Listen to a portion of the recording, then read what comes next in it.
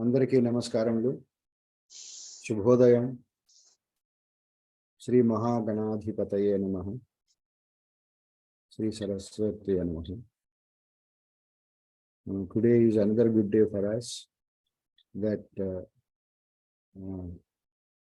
this is the 10th day of our yoga classes in the third month of Sanatana Dharma course, the 3 months course, in which we have already completed 2 months on various topics connected with Sanatana Dharma.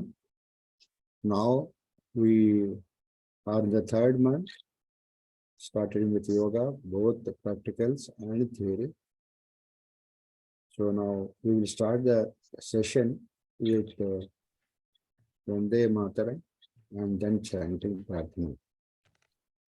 So I will request Challa Chitti Prabhu garu to recite Vande Mataram.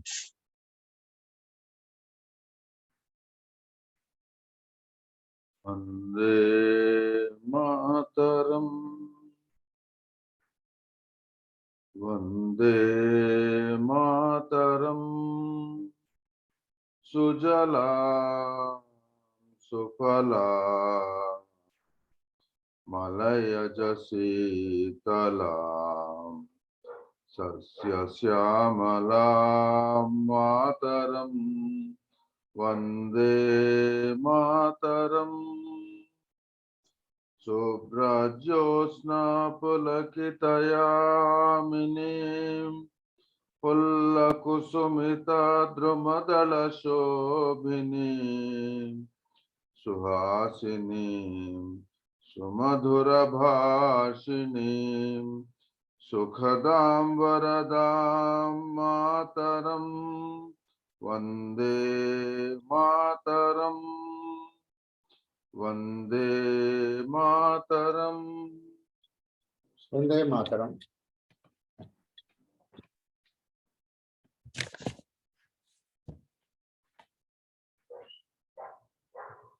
ధన్యవాదములండి చాలా చిత్రబాబు గారు. Now let us request Satyaji to chant Prarthana, please. Namaskaram. Let's do meditation for a minute.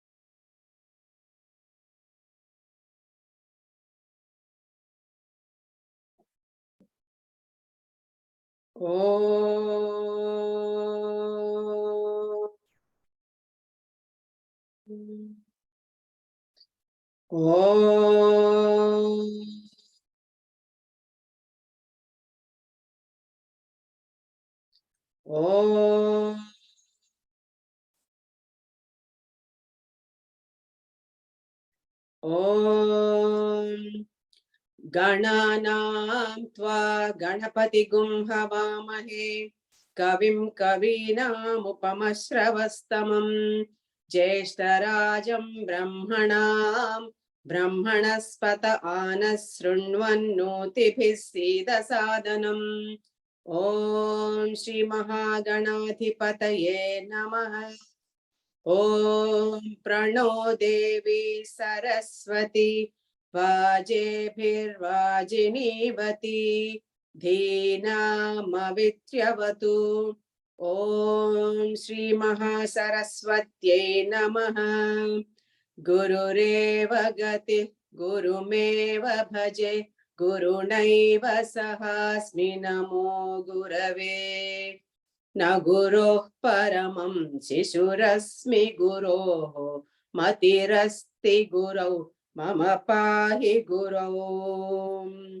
Jnananandamayam devam nirmalaspatikakrutim adharam sarva vidyanam हयग्रीवमुपास्महे श्रुतिस्मृतिपुराणानाम् आलयं करुणालयं नमामि भगवत्पाद शङ्करं लोकशङ्करं शङ्करं शङ्कराचार्यं केशवं बादरायणं सूत्रभाष्यकृतो वन्दे भगवन्तौ पुनः पुनः ईश्वरो गुरुरात्मेति मूर्तिभेदविभागिने व्योमवद्व्याप्तदेहाय दक्षिणामूर्तये नमः। असतो मा सद्गमय तमसो मा ज्योतिर्गमय मृत्योर्मा अमृतं गमय। ॐ शान्ति शान्ति शान्तिः। मातृदेवो भव पितृदेवो भव आचार्यदेवो भव अतिथिदेवो भव। ॐ सहना भवतु सहनौ भुनक्तु सह वीर्यं करवावहै तेजस्विनावधीतमस्तु मा विद्विषावहै। ॐ शान्ति शान्ति शान्तिः। श्री गुरुभ्यो नमः। हरिः ओम्। ధన్యవాదములండి. Let us now request our Guruji CSR Prabhu garu to start the webinar, please. Okay, friends, I hope you have all taken one glass of water with salt, warm water. So we will do the Shankar-Praksharana asanas. We will skip Sukshma and all other asanas. We will only do Shankar-Praksharana asanas 2 rounds. That is more than enough. And by the way, in intense heat, we should not exert too much of the body. Of course, it may not be so hot in all the locations. But I'm just telling you, during May, for example, you should not exert too much exercises and other things onto the body because it will lead to greater heat. All exercises, all yoga practice will cause greater heat except Shitali Shitkari pranayamas.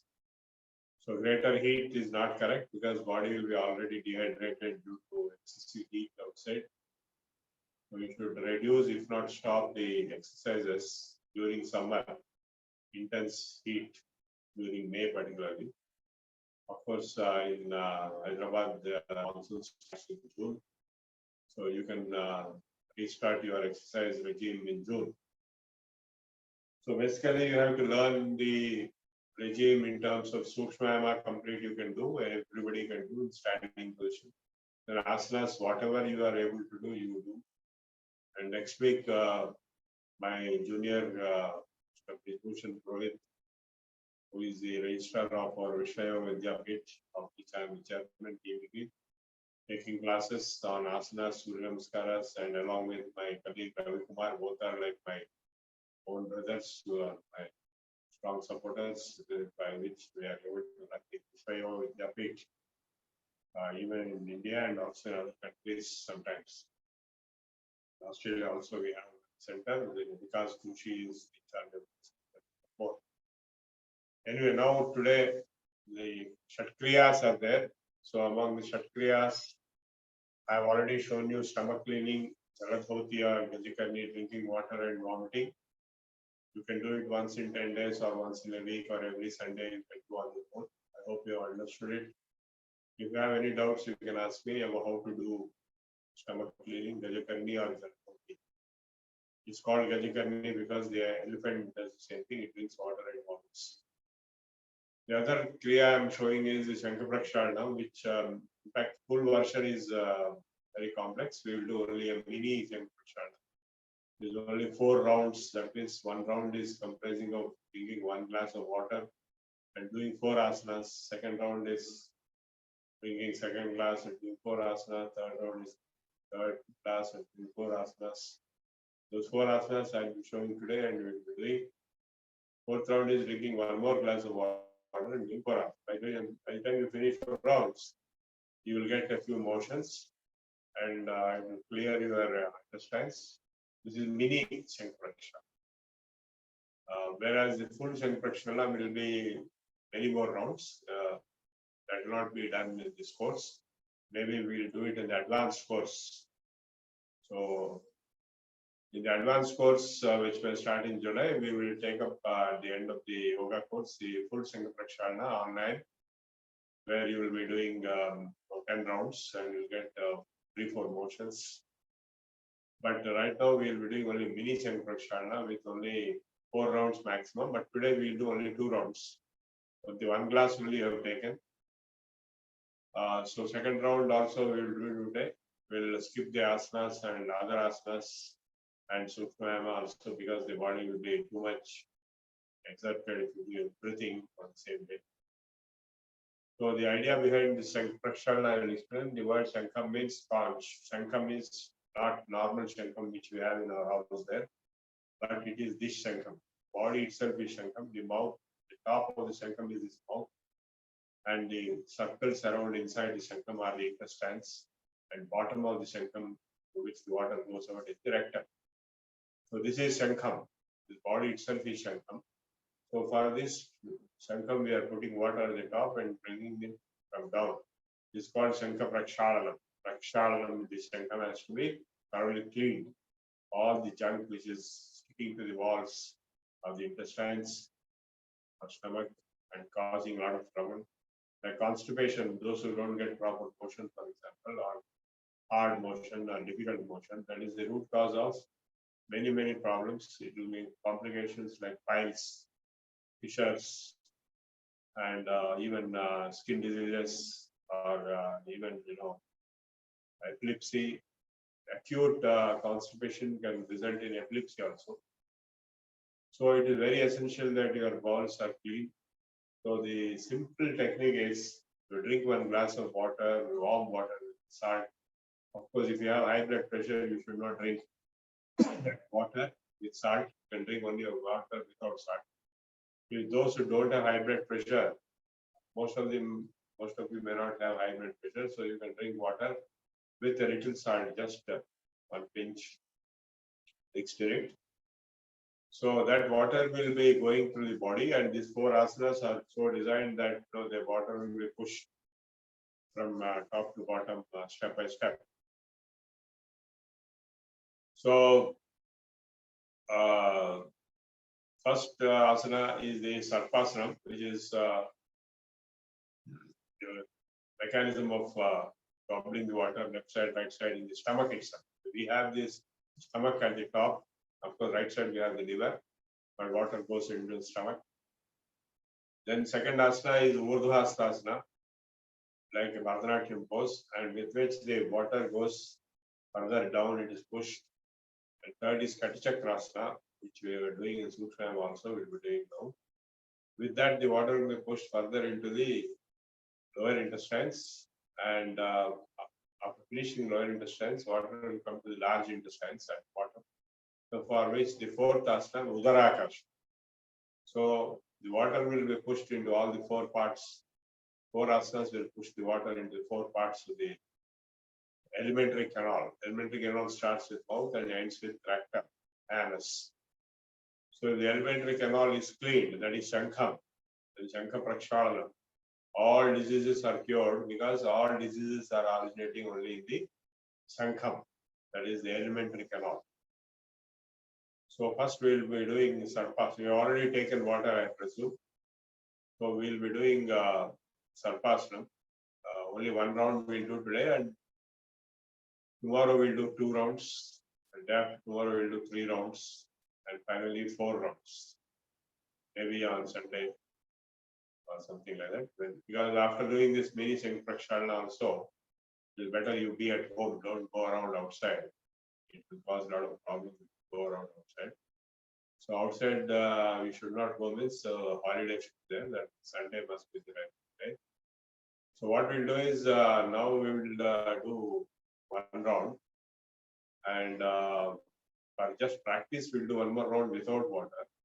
Tomorrow we'll do 2 rounds. 1 round with water, again second round also with water. And the day after tomorrow we'll do 3 rounds. Then we'll skip on the Sunday, or maybe one of these days we can skip. Skipping means, or you can continue also. Sunday we'll do 4 rounds, and that will give us the initial prashana experience. It cure constipation, digestion, various other results. So first, we'll be now doing the sarpasana. You have taken water. I've also taken water. Now, sarpasana means snake pose. You lie down on your stomach. Then this is Bhujangasana. It comes to sarpasana. Pull the abdomen inside when you breathe out. Turn back and see your feet.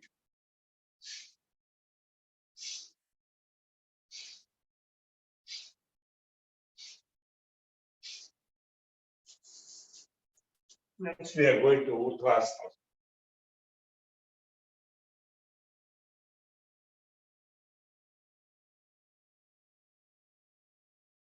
Do like Bharatanatyam pose, Urdhvasana.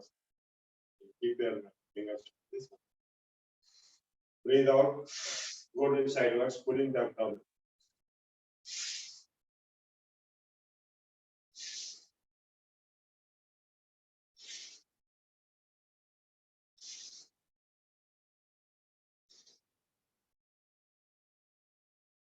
Vertical cross, push.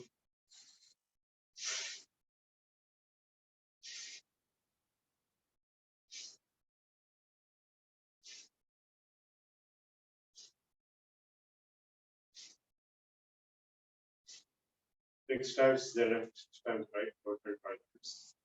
Now finally the water has pushed into large intestine. So large intestines, Udarakarshanam, breathe out, go down.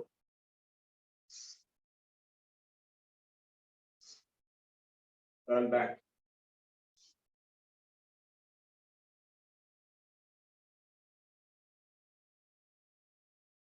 So that's all. 1 round is over. Go to Shavasana.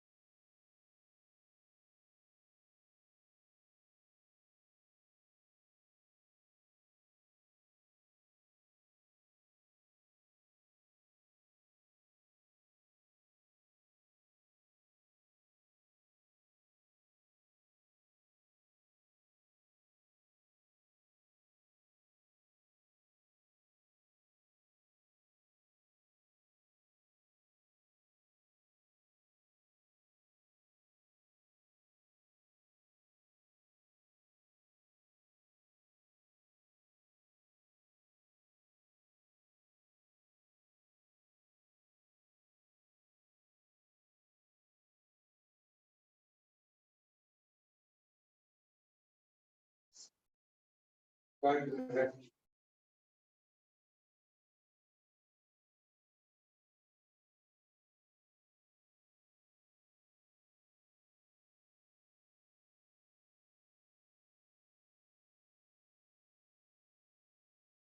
to the center.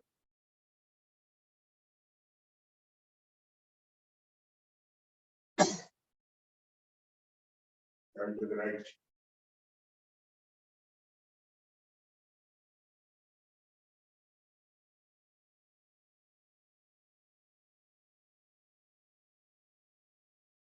Back to the center.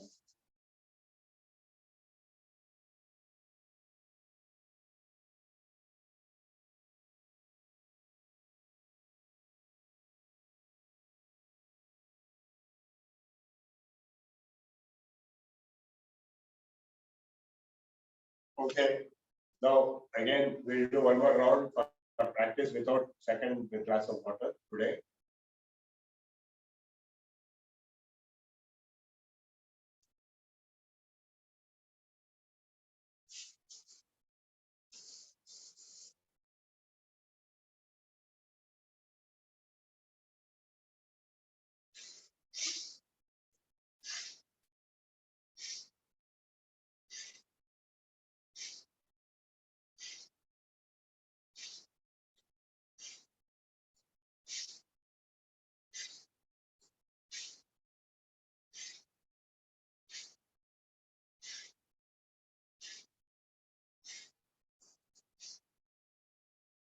Urdhvastasana.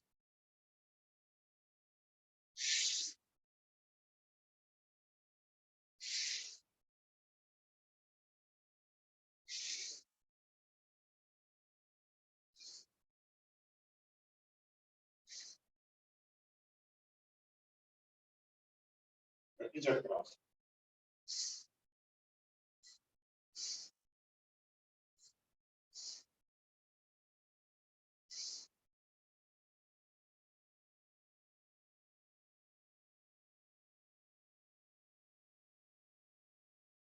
And finally, Udarakarsana.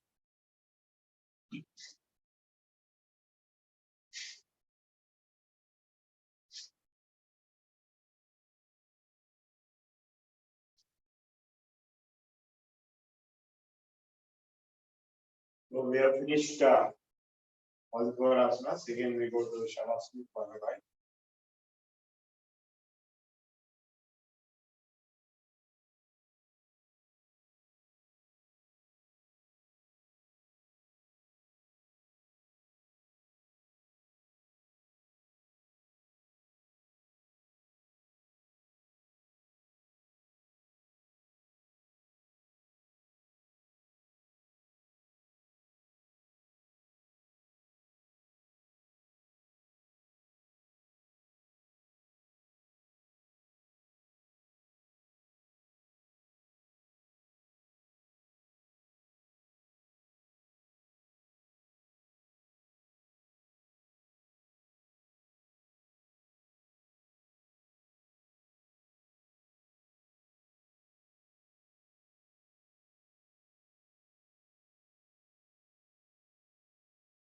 Go to left.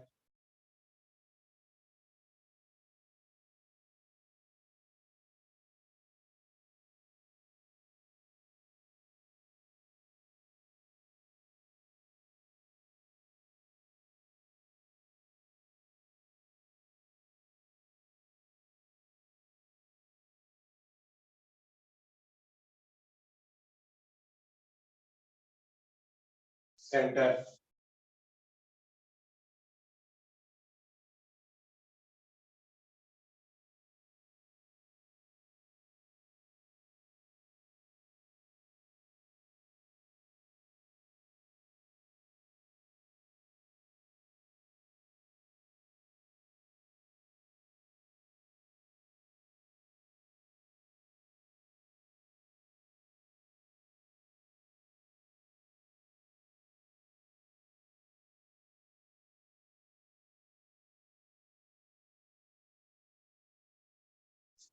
Go to the right.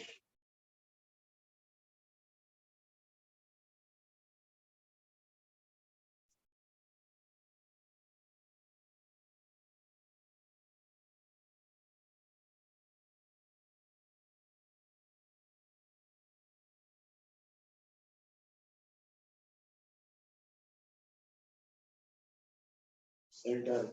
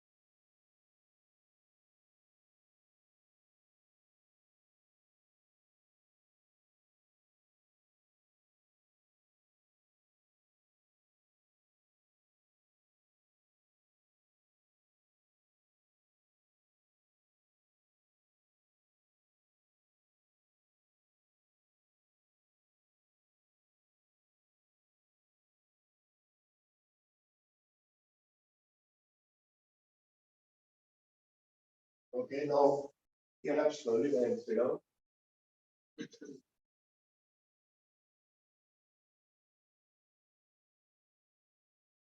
Shatkarma Nirgata Staulya Kapatosha Palavika Pranayam Kriya Anayasena Labdhate Pranayamena Yuktena Sarvaroga Kshayo Bhave.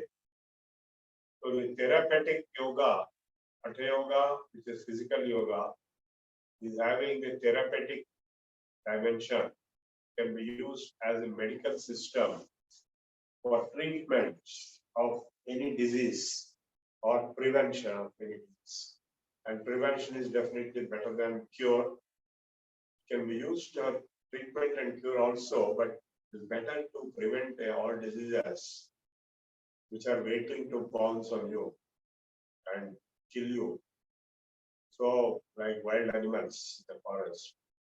So, if you have to protect yourself, practice yoga daily, and it will give you high immunity and high blood circulation and high functionality of the organs and plants.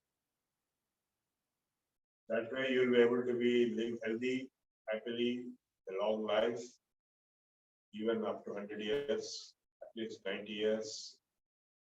So now the Shatkarma Nirgata Staulya Kaphadosha Maladika. Body has the kapha and the doshas and malas.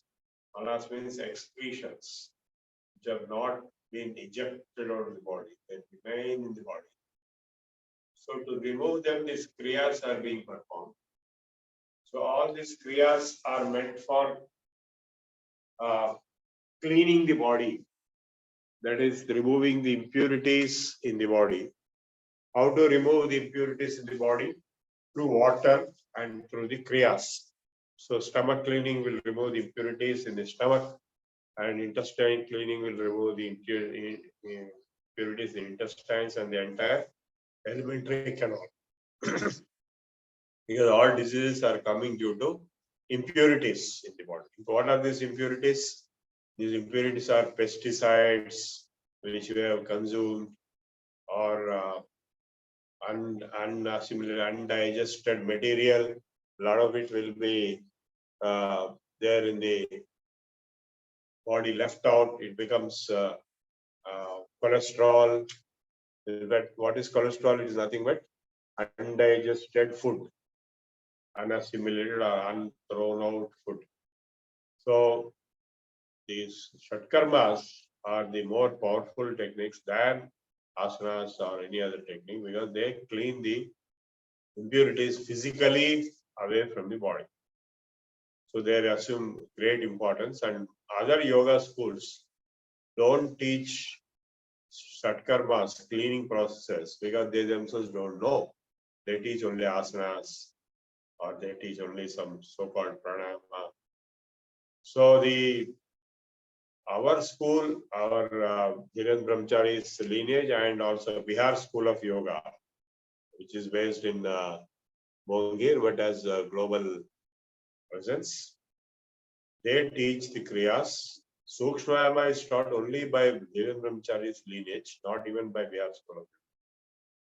So, if you remove the impurities from the body, Staulya, that is gross forms, Shatkarma Nirgata Staulya Kaphadosha Maladika, all the impurities in the body, including phlegm and everything, if they are removed in their gross form by water, by motions and by urine and all that, then your body is purified.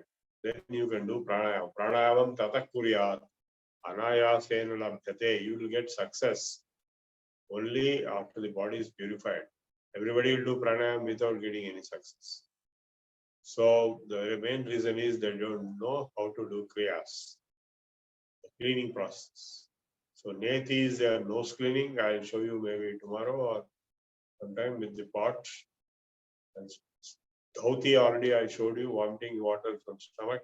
And this is Shanga Prakshana. Is also having a name called Varisaram. Varisara dhoti.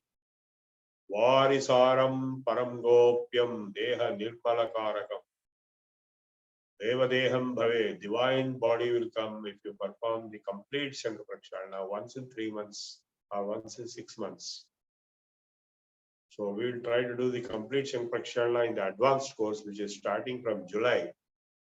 But mini Shankha Praksharana we will try to do in this course, maybe by this Sunday. Till then we have to practice these asanas. First round, second round, third round, fourth. 4 rounds is mini Shankha Praksharana. Motions will come and first motion will be free. After that, 1 or 2 extra motions may come. Doesn't matter. You don't have to worry, but you better take rest on the day by eating a particular diet called khichdi with mungal and rice cooked and having only cow ghee in it and nothing else. No spices, no oil, no Opu Tirumata not permitted, Tadka not permitted. Only the the question is Sarpasana knees should not touch the floor. Knees should be above the floor. The whole body weight is on hands and toes. The knees should be above the ground. Of course, those who cannot do, they can try to do, but whatever you can do, you can do. But knees should be above. Okay, so Sarpasana, Urdhvastasana is like Bharatanatyam pose, but when you bend sideways, you have to pull the abdomen inside. And Kati Chakrasana, we have done is Sukshmayam also. And Udara Karshana is for the bottom large muscles. Of course, some people may not be able to do. If you are not able to do, nothing can be done. It is meant for those who are able to do. If you are not able to do, just go to Shavas. You are not fit for doing this. So if you are able to do all the 4, only then you do Shankha Praksharana, otherwise don't do. So now pranayama, we have learned Bhastrika.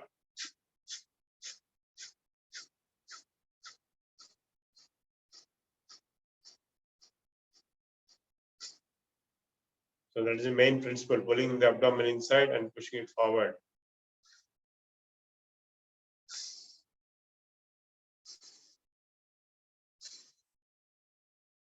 The Vaman Dhauti is nothing but the Jala Dhauti which we have done. Both are same. And Varisara Dhauti is nothing but Shankha Praksharana. Agni Dhauti and all we don't have. The Shivananda is also our great guru. We respect him a lot and we pray to him.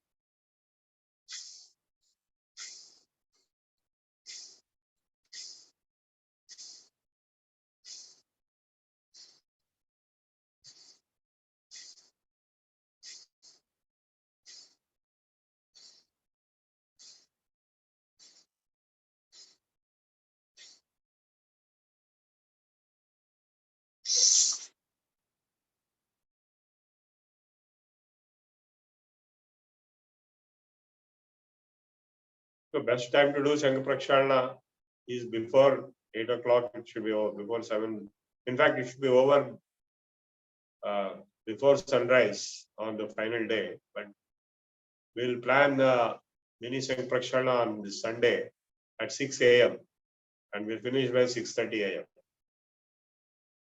So before that, we'll do practice sessions tomorrow day after. We will skip one day in place of Sunday. But continuity of practice should be there on your own. And Sunday we'll start at 6 o'clock. And previous night you skip meals. You take only one or 2 bananas and 1 glass of milk. And on Sunday morning you finish your bath first, because after doing this Shankha Praksharana there will be no bath. You have to take rest, go to sleep after eating khichdi. Your body will be paining. So I'll tell you all the rules in detail in the WhatsApp group also. I'll put point by point message, but now also I'm telling. So Saturday night you have to skip meals or tiffin. You take only bananas and milk, nothing else. So Sunday morning you finish bath and start at 6 a.m. 1 glass of water, 4 asanas. I will also do along with you. Another glass of water, another 4 asanas, another glass of water, another 4 asanas. 4 times finished. So we stop at it. Then we take khichdi. Then after taking khichdi with cow ghee, lot of cow ghee added into it, which will act as a lubricant inside. then go to sleep. You know how to sleep, right? I'm sure. Those who don't know how to sleep can know that day itself how to sleep. Just sleep and you'll get a lot of sleep because your body is aching and your body is tired. The whole day you'll be sleeping. And if you get up in between, you take again same khichdi whole day. Don't take curds, don't take milk and all those things. Nothing except khichdi. And only in the night you can take normal diet. Of course, no milk and no curds whole day. Now we'll do Nadi Shoshan.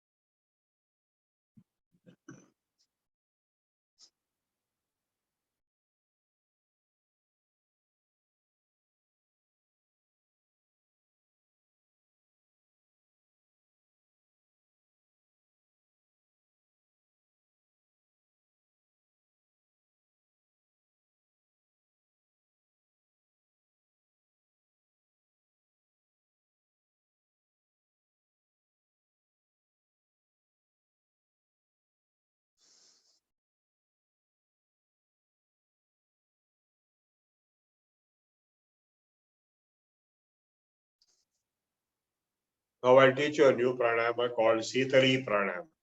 Keep your tongue outside. This is the best for cooling. During summer only it has to be practiced, not in winter. Keep your tongue like a spoon and breathe through the tongue and breathe out through the nose. So the air stream going through the tongue will evaporate the saliva and therefore causes cooling. The Bernoulli principle of evaporation causes.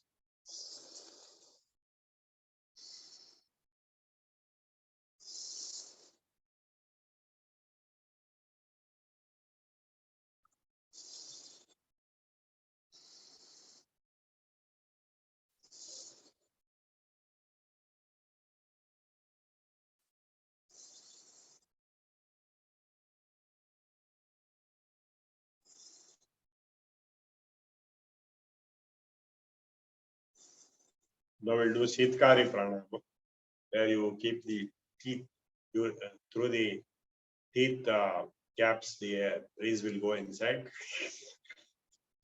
and touch the back of the tongue. Keep the tongue straight upwards, touching the palate, and the stream of air will be impinging on the back of the tongue through the teeth gaps.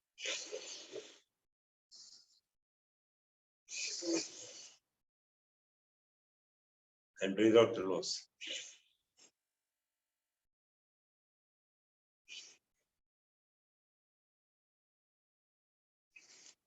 Sitakari, cooling. Sitali and Sitakari.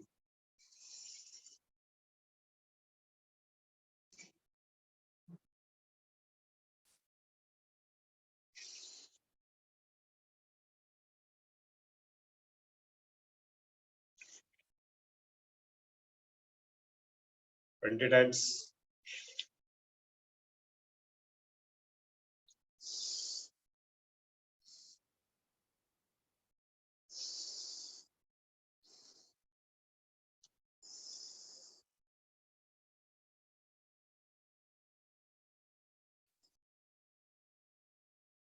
Okay, we have finished Shitali and Shitkari pranayamas, and Brajbhushan Purohit will teach other pranayamas like Ujjayi, Bhramari. Bhramari I already showed you.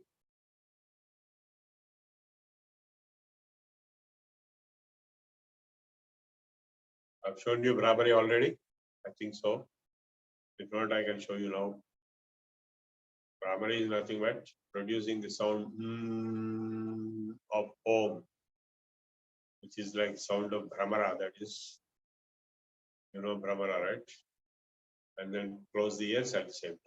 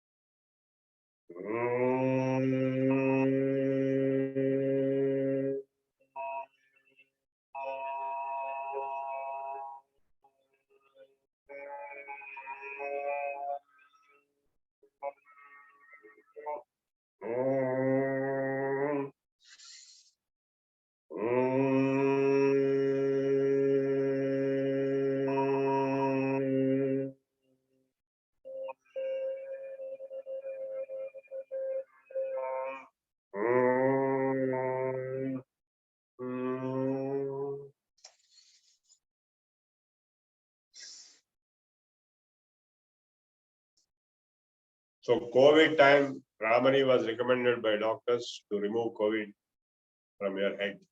The vibration itself will remove. Now there is no COVID, so you don't have to worry.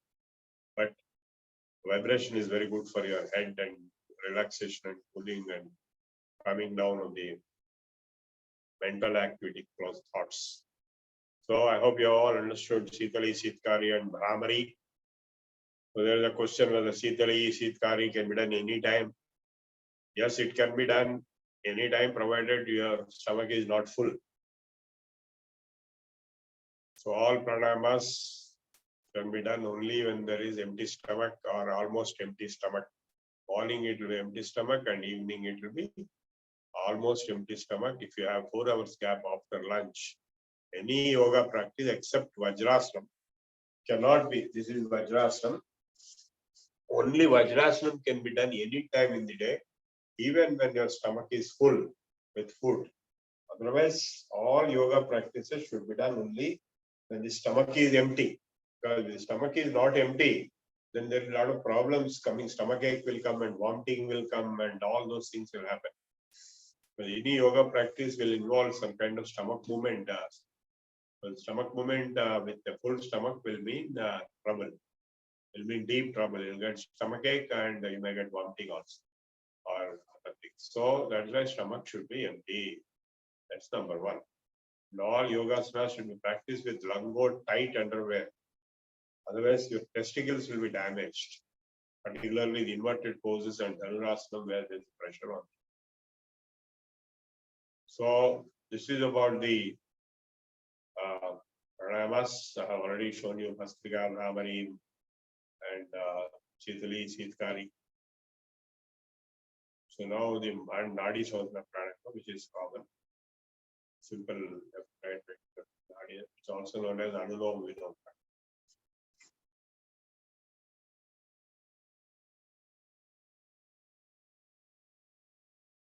So today we have finished our practical section. Now I'll go for the theory part. We'll talk about Bhakti Yoga today. We have finished Jnana Yoga yesterday. Some people asked questions. And we finished Raja Yoga before that. And my videos are also there. I've sent you on the group. Recently recorded videos at Pragati Resorts. Now coming to the Bhakti Yoga. So the notes are there. You can read the notes. The examination will be based on the notes. We have practical examination also where I'll ask you to show some practical postures as examination or exercises or breathing. Then, of course, theory exam will contain questions which are not difficult. If you read and understood the notes, you'll be able to write the exam.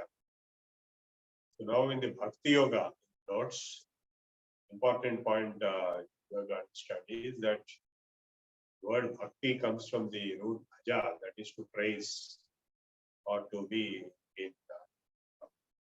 admiration. Bhajate mam. So bhaja is the root word for Bhakti. The action of bhaja is called Bhakti. Bhaja Govindam, Govindam bhajam. Okay. So that bhajana or praising, we know a lot of people do it for their bosses and politicians and others to get some benefits. That is for humans, but for the devatas, the same bhajana will bring better results. And that's why Bhaja Govindam, Govindam Bhaja Kodhamte, Samprapte, Sannihite Kale, Nahi Nahi Nahi. So all the worldly matters, even academic matters, they don't help you when the death comes. Samprapte, Sannihite Kale.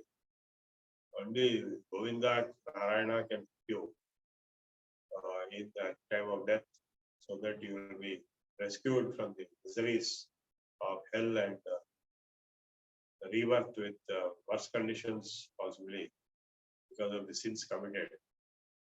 So the concept behind bhakti is also as prema.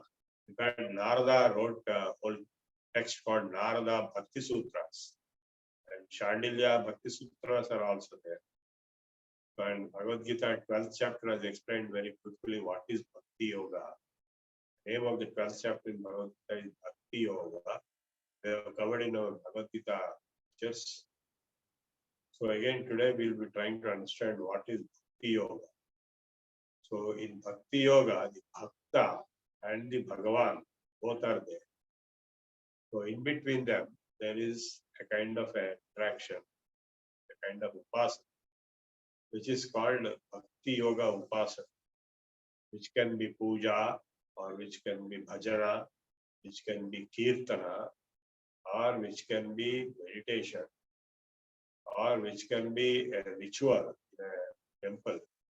All temples have meditations on the dhyana, on the devata. Now, Bhakti Yoga definitely requires Bhagavan and Bhakta. So there are two entities which become closer and closer, and finally they merge. So finally Advaita will come. Initially it is Dvaita, but it is finally Advaita.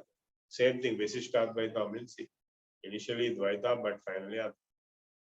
So in Dvaita itself, though there are two separately, they come closer and closer. Salokya, Samipya, very close, Sarupya, and Sayujya. They merge. When they merge, two overlap, become one. Like two hands become one. So this is the moksha state in the Dvaita based bhakti. Of course, the basic question that can arise is, how can Advaita be there in real life, in practice? So somebody said, Advaita is the actual truth, but in practical world, it is Dvaita only we are going through. So the Jiva and Ishvara, the Veda had already come, beginning itself. Very first step of Maya's wonderful actions is to create this Jagadisha Jiva Vedam. And once it has come, then they have to unite again. So for that, Bhakti Yoga is there. And it starts with prema. Bhakti is basically prema. Narada defines bhakti as prema, or love, to the maximum extent. I don't have to tell you what is love. There's a difference between love and lust or carnal desire. Carnal desire is the animalistic sexual instinct in every human being, which has to be satisfied. If not satisfied, it can result in violent and psychiatric and disturbing situations in life, one's life and others' lives also. So that's why marriage is recommended to overcome the sexual drive and its pernicious or perverted possibilities of diversionary actions without marriage. So, except very rare cases, like Shankaracharya himself, all the other rishis were all married only for the same reason. You are married, your sexual drive will be satisfied with your spouse, and you'll also procreate children based on that. If you're not married, unless you are totally enlightened like Shankaracharya, which is very rare, very rare. Almost all others are not of that level, and if they don't marry, then they will end up in all kinds of situations of sexual provocations and sexual drive, which is natural part of people's life.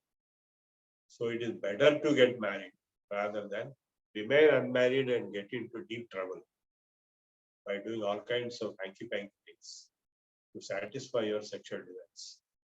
So now the bhakti we are talking about is not sexual love. It is genuine love. We all know what is genuine love. We know the love of mother on son. Now our Swamiji Srirananda Bharati told me that the love of mother is second rank. The love of God by Bhakta is first rank. It is next to that only, no other love. Even the love between husband and wife or lover and lover is third level, not as great as mother's love, and definitely not comparable to divine love of the Bhakta towards Bhagavan. So the Bhakta has total pure love for Bhagavan, and second rank is mother's pure love to the child. It is built in nature. Not even father will have that much love. Nobody else will have. Mother alone has that. That's why we salute all mothers. We respect all mothers, and all women are mothers somehow or the other. That's why in Telugu language, the word Amma is used for every woman. Every name, Achamma, Lakshamma, Subbamma, Amma is added. And for the reason that every woman is a mother, and mother's love is the highest, next only to the divine love. So third level, of course, is the lover and lover love, and husband and wife love, and brother's love, brother sister love, and of course we also have the country love for the country. We sing Vande Mataram and all that. It's all different levels of love, and love is a very sublime emotion and feeling and experience, which we all know. I don't have to tell you what is love. So love towards Bhagavan to the extent of self-sublimation, absorption, it is called Bhakti, Bhakti Yoga. So in the 12th chapter, again explained clearly, Yetu sarvani karmani mai samyasya matpara ananyenaiva yogena mam dhyayantam. Eshaham samudhatta mrityu samsarasa avami nachirat bharata. Mai aveshita chetasa. Aveshita chetasa. There's an avesha. There's an emotional absorption into the Lord. So, yetu sarvani karmani mai sanyastya, those who have given up all their actions unto me. Yetu sarvani karmani mai sanyastya adhyatma chetasa, with a spiritual status of mind. So, yetu sarvani karmani mai sanyastya matparaha ananyenaiva yogena. And with a yoga, joining of absorption without any distraction or diversion. Ananyena yogena mam dhyayanta.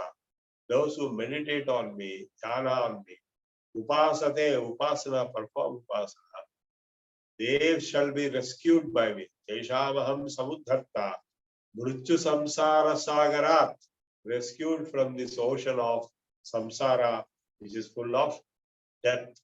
Because we are all humans and mortals, and man is mortal. So when you are mortal, you are going to die. So mrityu samsara, you are living in the mrityu samsara sagara, and the Lord shall uplift you from this. Mayeva manadhatsva mayi buddhim niveshaya. For that purpose, fix your mind in me, only in me, not in everything else. Mayeva manadhatsva mayi buddhim niveshaya. Fix your buddhi, intellect in me. Evasishyasi mayeva, you should live in me. Ata urdham na saprit, very high level, and there is no doubt of it. This is the ultimate parabhakti being taught. Parabhakti means the Bhakta and Bhagavan are merged into one. Like Mirabai said, Prabhuji, my tu Chandan, my Pani, they are merged. You cannot separate Chandan and Pani once they are merged. So that is yoga, means merging, joining. So this is the ultimate Bhakti yoga, and that's why Radha and Krishna, they are not separate, they are one and the same. If you go to Vrindavan, you can see how Radha and Krishna are same, one and the same. In Vrindavan, every single sand particle or mud particle is vibrant with bhakti, let alone the animals and humans. The rickshawalas also, they don't have bells. They will say Radhe, Radhe, Radhe. And when you lift the phone, they will say Radhe, Radhe, Radhe. So because Radha is same as Krishna and Krishna is same as Radha. So that is the supreme parabhakti. And even in Mayapur, where the Sri Krishna Chaitanya is born, even the rickshawalas have been given the mantropadesham. They also perform the chanting of the Hare Krishna, Krishna Krishna, Hare Hare, Hare Ram, Ram, Ram. When I took a rickshaw to go, so from one place to another, the rickshawala told me, I have taken Padesham from Maharaj, that is Swamiji, and I am chanting. He will also say, same mantra is chanting 24 hours. So 24 hours, this Hare Krishna mantra is being chanted there. And I went to the birth spot of Krishna Chaitanya. It is all having great vibrations. Even today, there is a temple there. So the Hari means Vishnu, Narayana. Hare means O Vishnu. Hare Krishna, and is Krishna form and Rama form. Rama can mean either Dasarath Rama or Balarama, both Ramas, and Parashurama is also. Ramo Ramasya Krishna. So there are three Ramas, avatars. Hare Rama, Rama Rama, Hare Hare. Hare Krishna, Krishna Krishna, Hare Hare. So this chanting can liberate you from the Maya influence, the Kali Yuga. This Kali Sankarshana mantra, given in the Kali Sankarshana Upanishad, and that is taken and order is changed by the ISKCON movement, which has got branches all over the globe. And a huge temple at Vrindavan also. I went to Vrindavan many times. And some people think, in fact, my younger days classmates, they think I am a Bhakta. Of course, I am a Bhakta. All of us are Bhaktas. So Krishna can rescue us. I've seen in my own life many miracles happening. How I was rescued, how I was well placed in very drastic, adverse circumstances also. I finally won the situation. And I ascribe all that to the grace of the Lord. So that's what he told in the 12th chapter. If you meditate on me, if you absorb yourself, your mind and body and everything into me, then I shall uplift you. Of course, he has also said in the 9th chapter, Ananyas Chintayanto Mam Ye Jana Vipasate Tesham Nityabhyuktanam Yogakshemam Vahamyaham. Those who meditate on me always without a distraction of any kind. Ananyas Chintayanto Mam Ye Jana Pariupasate Parvam Upasana Tesham Nityabhyuktanam. Those who are permanently joined, Nitya Abhyuktanam Yogakshemam Vahamyaham. I shall take care. That's exactly what he has done to various bhaktas in the Mahabhakta Vijayam. We have great bhaktas like Tukaram, Mirabai, and so many others whom you know very well, Ramadas, and also we have Annamaya and Tyagaraja, and so on and so forth. They have experienced extraordinary miracles in their lives. There are big books called Bhakta Vijayam and Mahabhakta Vijayam. They explain the life history of Sakkubai and various. In fact, Tukaram is supposed to go on in the Vimana to Vaikuntha when all of this were watching it. And his wife did not join. She was quite a different person. So it is all depending on the achievement of the bhakta's level of absorption into the Lord, the Bhagavan will rescue. But nobody is there who has not got any benefit. Of course, this whole thing is based upon bhakti, and which has faith in its core.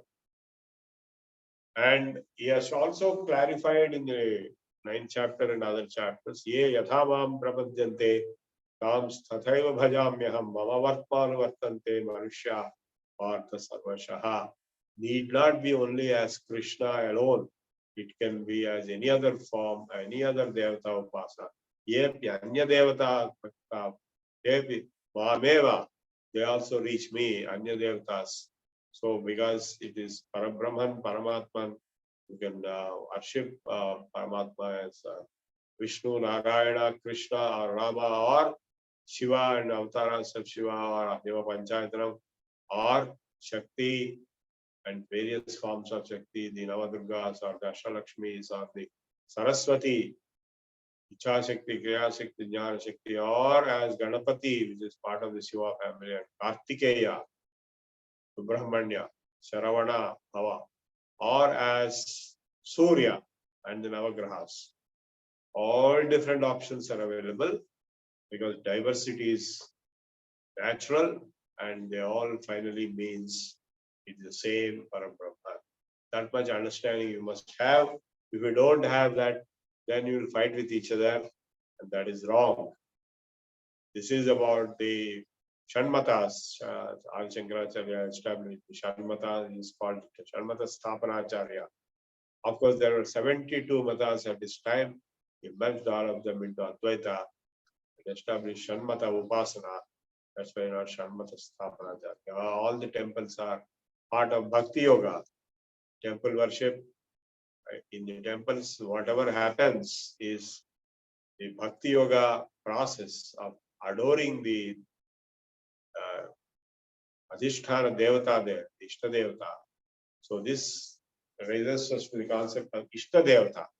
So somebody will have one particular choice, preferred Ishta Devata, another will have another, third will have 4, 5, 6 like that. So it doesn't matter. What you have to realize is that whosoever Ishta Devata, whosoever has, is okay, is fine with that person. You should not tell, you stop your Ishta Devata, take my Ishta Devata and all that. That is all nonsense. Whichever Ishta, I have performed upasana of various Ishta Devatas and I achieved success. So depending on whichever Ishta Devata you choose, you are free to choose. And you can perform the Bhakti Yoga Upasana. What is Bhakti Yoga Upasana? He has given 4 options, the 12th chapter of Bhagavad Gita. First is Mayeva Mana Adhatsva. Fix your mind only in me. Mayi Buddhim Niveshaya. Fix your intellect in me. Then Nivasishyasi Mayeva. You shall live in me. Ata Urdhvam is very high stage. Rasamshaya. Of course, the second option he gave, suppose you say that, no, sir, I'm not able to fix my mind complete in the Lord. My mind is going here and there. I've got other things to do. I have to drive the car. I have to go to my job, all those things. And he gave the second option. Having said, Atha urdham na samshayaha, atha chittam samadhatum na shaknoshi mayi sthiram, abhyasa yogena tato mamichha. If you're not able to fix your mind, you do a abhyasa practice. As we have already discussed, abhyasa vairagya abhyam tat nirodha. Mind can be controlled by practice and by detachment from desires. Abhyasa yogena tato mamichhaptum dhananjaya. Abhyase pya samardhosi. Third category, no sir, I cannot practice also. Abhyase pya samardhosi. Mat karma paramo bhava. Do everything for me. Madardhamapi karmani kurvan siddhimavapsyasi.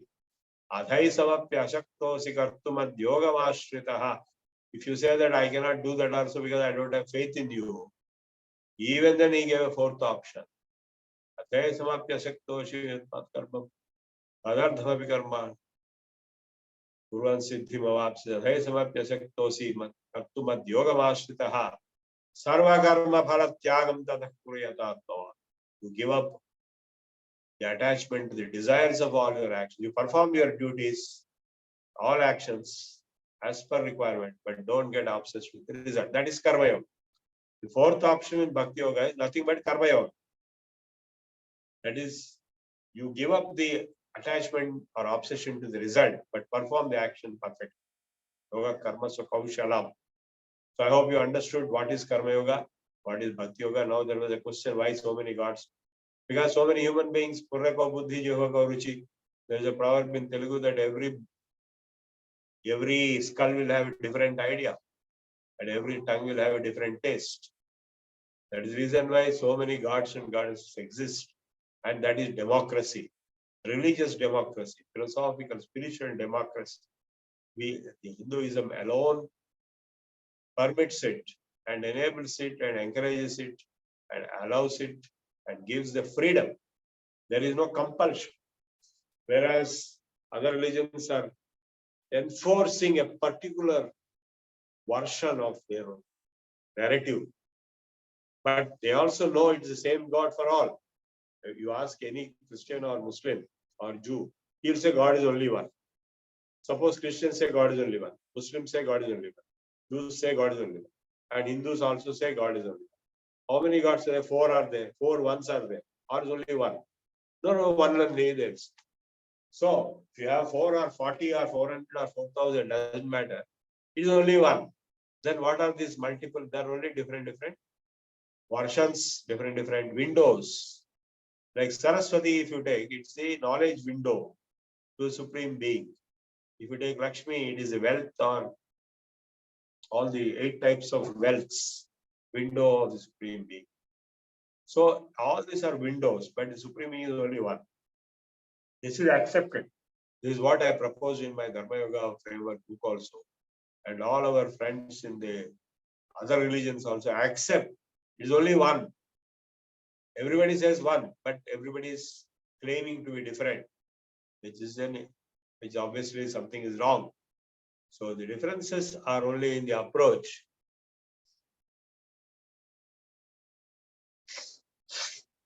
Well, Chinnajayar Swami says the Visishtadvaita is true. Then if you go to Udupi Mat, they will say Advaita is true. If you go to Shankar Mat, they will say Advaita is true. Every guru will tell whatever their version is. They will not like the other versions. There are like the 25 versions of Siddhantas. If you want to bring all the 25 together, you try your luck. Whether they will come together and they will argue or they will converge. I don't want to get into this controversy, but I do know one thing, that everybody likes their own version, their own narrative of Devata and Upasana. And they don't want to accept the other side, other versions, other existing practices, because they don't like, because it's their egoism, their attachment. Mine is the best. So everybody feels you are the best. Your language is the best. Your God is the best. Your country is the best. Your state is best. Your food is the best. Because you are best. See, human psychology, right? I hope you got my answer to your question. So that is human psychology. That's natural. Even if you take a simple thing like rasam, every house makes a different rasam. No two rasams in no two houses will be identical. Even within the same family members who got married and left, they will make a different version. So diversity is natural in nature. In fact, it is entropy. Diversity is indicating of entropy. That is called likelihood, maximum likelihood, maximum entropy. And we cannot stop it. But we should be intelligent enough to see what is the thread behind all this so-called diversity. All the so-called diversity will merge into one. In fact, when I lived in USA at the beginning in 81, I lived in a university which comprised of all kinds of nationalities, and all people had different languages, different colors, different food habits, different accents, and different attitudes. But then, after living with them for 1 or 2 years, I realized there is something common across all of them. That commonness is they all need food, they are hungry, and they all have love of mother, and they all have love of motherland, and they all have love the divine being, supreme being, God in their own way. So diversity is natural, and that's why multiple devatas are accepted in Hinduism. That's why Hinduism survived thousands and thousands of years in spite of the best efforts of conversion by all other religions, because there is no compulsion, freedom, and they have compulsion. And they insist on single narrative. And La ilaha illallah, no Allah, no ilah except al-ilah, no God except the God. It's not to say Allah is a different God, the God. Allah means the God. No God except the God. That means multiple devatas are merged into one supreme being. That's what has to be properly understood. And even by the Arya Samaj interpretations, all different names like Indra, Mitra, Varuna, they're all different aspects of the same Param Brahman. So that way we'll be able to see the underlying truth behind all different, apparently different narratives or different philosophical models. They're all giving different models. But the same, finally, we have three things. Jagat, that is universe which you see, or the nature around you. Then Jiva, that is yourself. And the third is creator or Ishvara, if he exists. So the entire discussion is surrounding the three, Triputi. So Advaita means all three become one. Dvaita means they become only two. And Traita means they become three. So which one of the three will become the only one? That decides the nature of philosophy. How it becomes is the process, the steps involved. Dvaita, Dvaita, Suddha Dvaita, Visishta Dvaita, and so on. All started from Advaita as the basis in terms of time sequences. So in fact, Ramanujacharya was also Advaiti to start with. And his teacher of Advaita was so bad that he started a new Advaita called Visishta Advaita to prove that teacher wrong. So this is how things are. So egoism is one of the reasons for different versions coming out. Then at different periods, not only egoism, but time periods, like each one of them came at a different time period. They never met each other. And it's not possible to reconcile all of them together. Like Dvaita, Madhvacharya came much later to Ramanujacharya. Ramanujacharya came much later to Shankaracharya. Shankaracharya is now dated to around 500 BC. Shankaracharya came around 1500 years after Buddha. So, and Buddha came after around 1500 years after Krishna. So, the idea is that Ekam Sat Vipra Bahudha Vadanti, though there are different interpretations, different scholars, the truth is only one. if it is understood in an intuitive manner. It is not a black and white truth to write it on the wall. It's an intuition. It's a mysticism and philosophically occult mystic interpretation and experience can make you understand. Like when you say Radha Krishna or when you say Shiva Parvati, it means the same thing. It is Purusha Prakriti. Then of course you can fight between Shaivites and Vaishnavites, or you can say no, they are wrong. This way they may have wars. You can have if you want. But then there is a similarity pattern. That's what even Sri Aurobindo equated the Purusha Prakriti with Shiva Shakti and Lakshmi Narayana and Radha Krishna and so on. So this is manifest and unmanifest.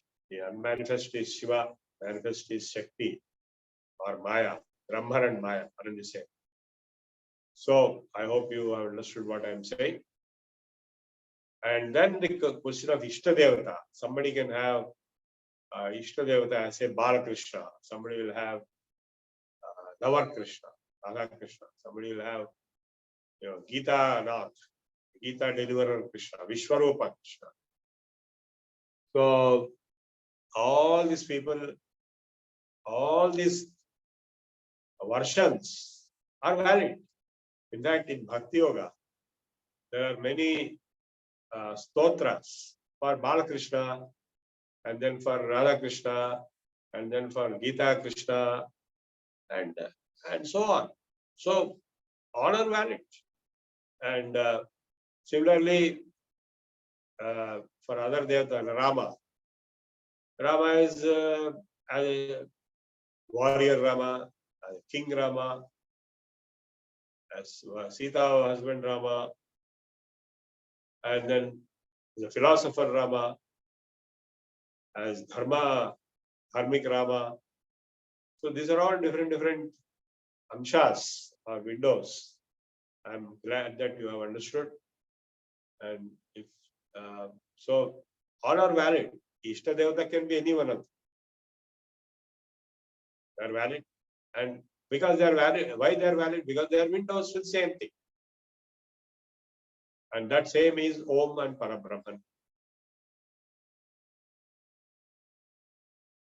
Yogeshwara Krishna, yes. Mahayogeshwaro Harihi. Darshayamasa Parthaya Paramam Rupam Aishwaram. Vishwarupa he showed. There can be nothing more greater wonder than that. So, what does Vishwarupa indicate? Vishwarupa indicates the whole universe, Brahman.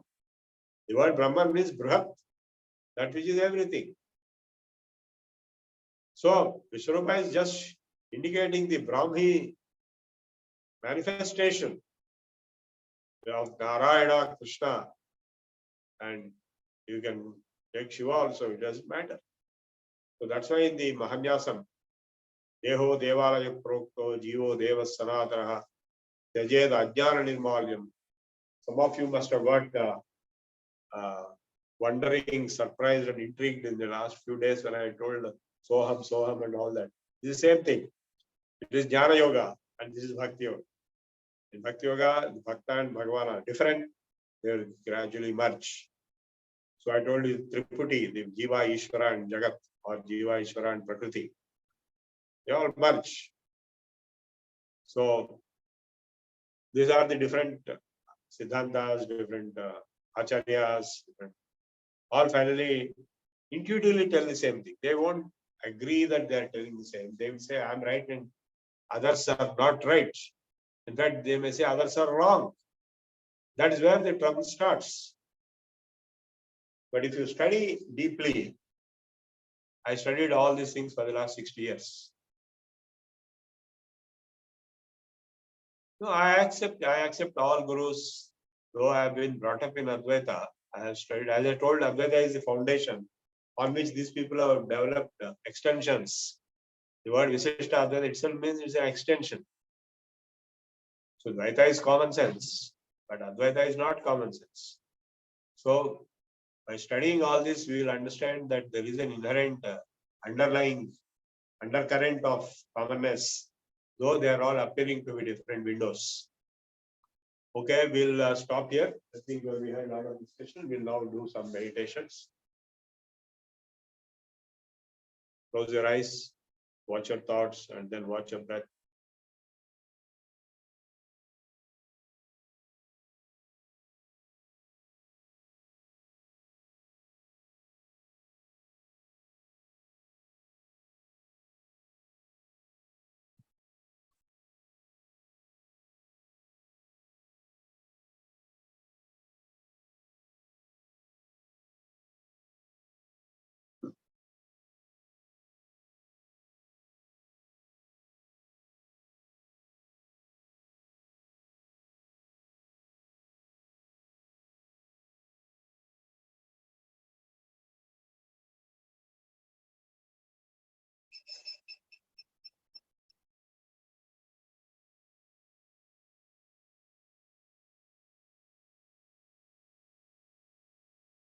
So watch your breath and feel so hum.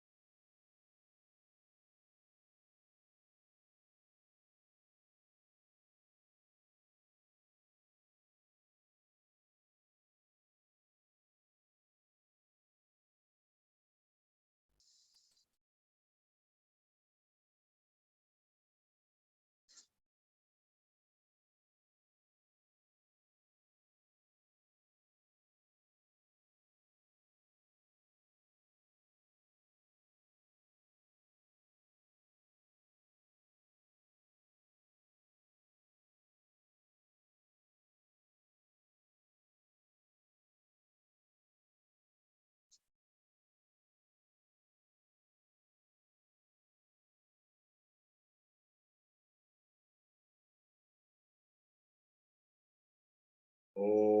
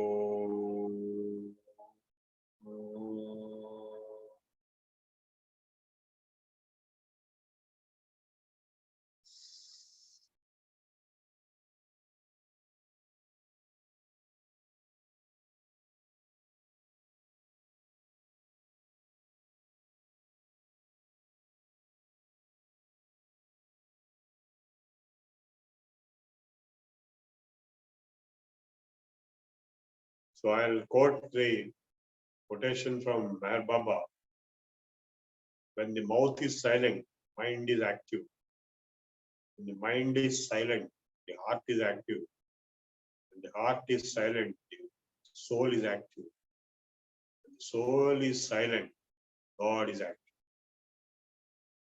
So whole meditation process is achieving silence, not death, but silence.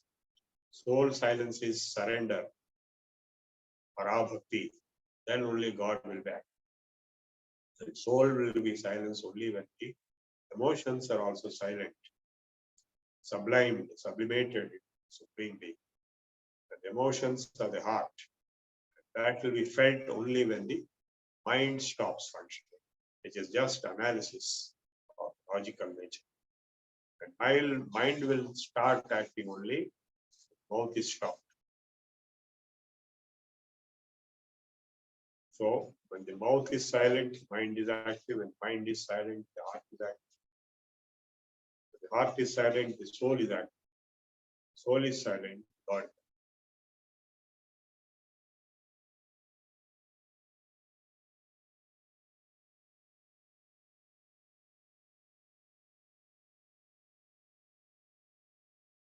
Okay, I finished. We can now conclude.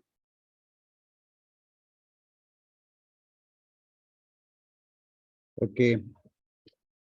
Thank you, Prabhu Garu, for very enlightening class today. We have already answered all the questions which are posed during the session. So we will chant Prarthana and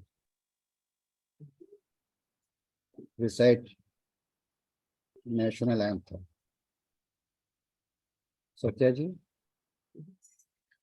स्वस्ति प्रजाभ्यः परिपालयन्तां न्यायेन मार्गेण महीमहीषाः गोब्राह्मणेभ्यः शुभमस्तु नित्यं लोकाः समस्ताः सुखिनो भवन्तु काले वर्षतु पर्जन्यः पृथिवी सस्यशालिनी देशोऽयं क्षोभरहितो ब्राह्मणाः सन्तु निर्भयाः अपुत्राः पुत्रिणः सन्तु पौत्रिणः अधना सधना सन्तु जीवन्तु शरदां शतम् सत्यं वद धर्मं चर स्वाध्यायान् मा प्रमदः सर्वे भवन्तु सुखिनः सर्वे सन्तु निरामयाः सर्वे भद्राणि पश्यन्तु मा कश्चित् दुःखभाग् भवेत् ॐ शान्ति शान्ति शान्तिः पूर्णमदः पूर्णमिदं पूर्णात् पूर्णमुदच्यते पूर्णस्य पूर्णमादाय पूर्णमेवावशिष्यते ॐ शान्ति शान्ति शान्तिः सर्वे जनाः सुखिनो भवन्तु लोकाः समस्ताः सुखिनो भवन्तु स्वस्ति. ధన్యవాదములండి సత్య గారు. Now let us request Palla Chittibabu garu to recite Janaganamana.